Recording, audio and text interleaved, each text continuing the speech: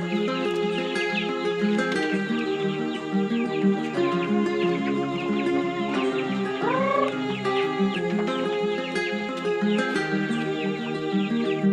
assalamualaikum warahmatullahi wabarakatuh. Jadi di video kali ini saya mau sharing sama teman-teman tentang pengalaman saya yang selalu menetaskan telur dengan cara alami atau dengan cara dirami oleh si indukannya.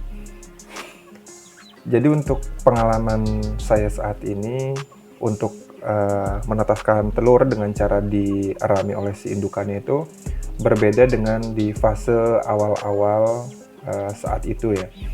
Saat itu memang jujur saya nggak pernah menemukan trouble yang sama seperti saat ini. Pada saat itu bahkan hampir 100% ya, itu netas semua. Kalau misalkan telurnya itu ada 14 butir, itu 13 butir pasti menetas. Kalau ada 12 butir, itu pasti yang menetas 11, bahkan hampir keseluruhan 12 butir itu menetas. Tapi itu udah beberapa kali periode, 2 kali atau 3 kali itu selalu baik-baik saja. Kemudian saat ini itu benar-benar trouble yang sangat luar biasa menurut saya. Jadi dari 12 butir telur, kemudian yang netas itu nyicil 2, 3, selebihnya itu nggak menetas secara bersamaan. Padahal di awal-awal si telur itu menelur secara rutin dan hampir setiap hari. Jadi ini menurut saya trouble atau masalah yang luar biasa atau bisa dibilang rugi. Jadi rugi dalam arti yang pertama kita rugi menunggu untuk proses hingga menetas. Yang kedua rugi bahwa si indukan tersebut untuk proses kawin dan menelur serta mengeram lagi itu prosesnya cukup lama ya teman-teman. Dan ini bisa dijadikan pengalaman saya yang terakhir kalinya untuk menetaskan telur secara alami atau secara dirami oleh si.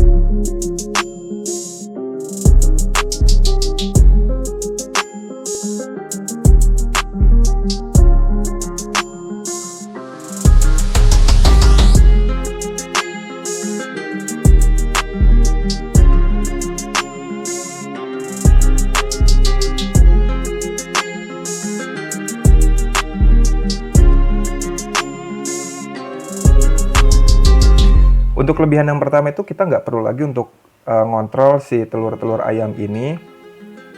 Kemudian yang kedua kita nggak perlu lagi membolak-balikan telur ayam sampai proses menetas. Karena si ayam itu dengan instingnya dia akan membolak-balikan secara otomatis. Kemudian yang ketiga kita tahu-tahu ayam itu udah menetas dan udah menjadi si anak-anakan ayam. Mungkin itu ya kelebihan yang pertama. Tapi ternyata kerugiannya itu sangat luar biasa banget menurut saya. Yang pertama, telur itu pasti pecah. Pecahnya itu nggak tahu karena diinjak oleh si indukan, atau karena dipatok, stres, atau karena apa. Kemudian yang kedua, si telur ini ketika sudah menetas, seperti yang saya alami sekarang, itu kemudian ketika kita telat untuk menurunkan, itu pasti akan diinjak oleh indukan.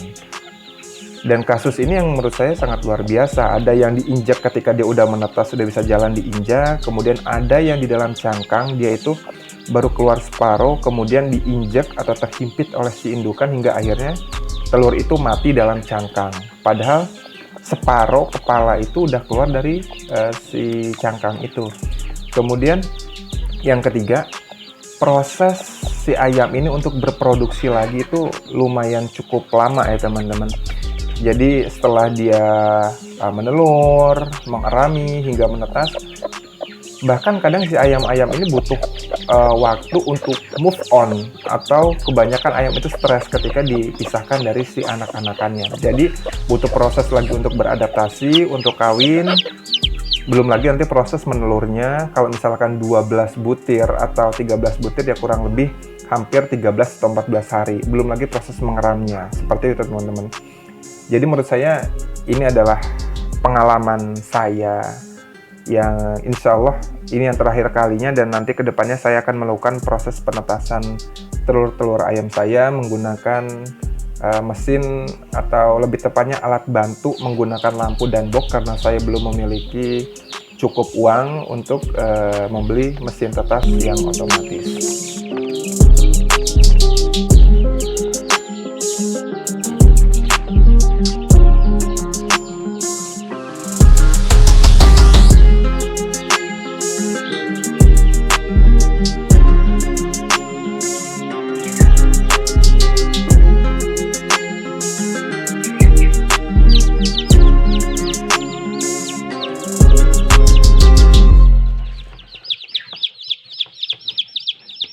kemudian di video selanjutnya saya akan coba untuk bikinin alat penetas telur dengan menggunakan box, terus dengan menggunakan lampu dan alat bantu lainnya seperti termometer dan air, seperti itulah teman-teman.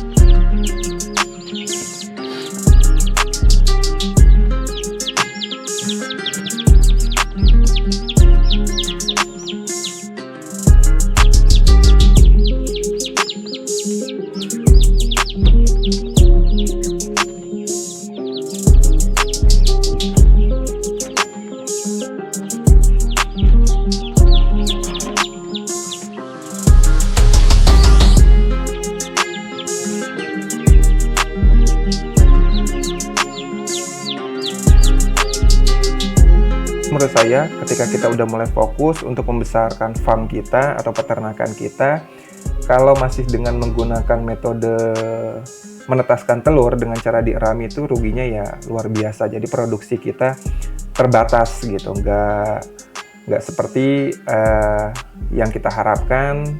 Jadi memang butuh waktu.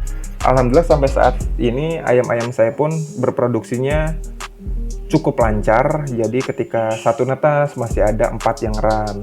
Tapi ketika saya pikirkan ulang, karena banyak resiko-resiko seperti ayam mati yang diinjak oleh si indukannya, kemudian menetas tidak sampai sempurna, kemudian diinjak dan mati dalam cangkang, itu menurut saya ya rugi banget ya. Rugi dalam arti produksinya nggak maksimal. Jadi buat teman-teman pemula yang mungkin ingin melakukan penetasan dengan cara dierami, sebaiknya dipikirkan lagi. Lain halnya ketika kita memulai segala sesuatu itu, kita uji coba dulu, contohnya seperti saya, karena di awal-awal saya pikir karena pada saat itu di awal-awal ayam saya masih sedikit, jadi ya udah kita rame aja deh dengan indukan. Tapi alhamdulillah sampai saat ini ayam kita udah lumayan banyak, jadi yang berproduksi, yang bertelur juga udah lumayan bertambah. Alangkah baiknya dengan mengurangi angka kematian dan kerugian baik dari waktu dan lain sebagainya macamnya. Jadi saya akan mencoba untuk metode penetasan dengan cara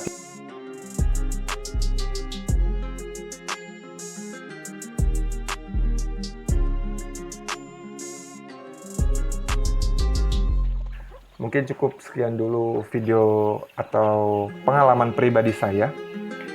Mohon maaf jika saya banyak kekurangan atau banyak kesalahan, karena saya di sini masih dalam proses belajar untuk menjadi lebih baik lagi. Assalamualaikum warahmatullahi wabarakatuh.